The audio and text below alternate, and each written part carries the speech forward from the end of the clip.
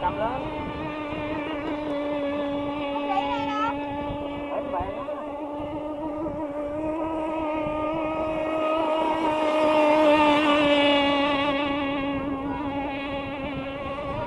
Gì? Cái gì? Lát nữa lấy. Không biết.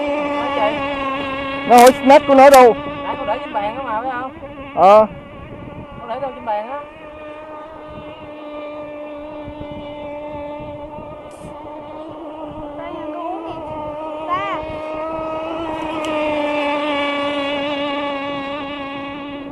Dạ gần gần chút xíu đây, mẹ biết cua cái chụp hình cho.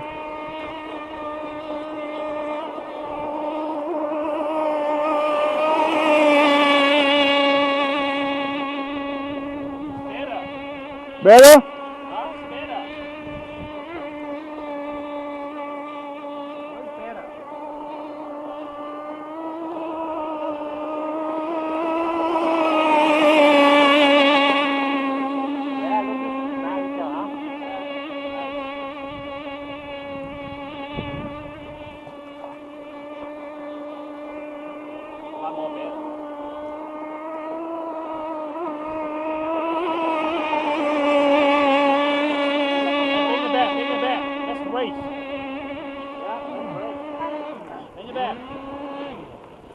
Rớt đứng trên gò kìa, đứng trên gò.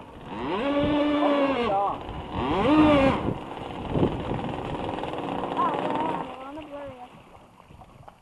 Why race? It's not run fast, man. I don't know. Let me check.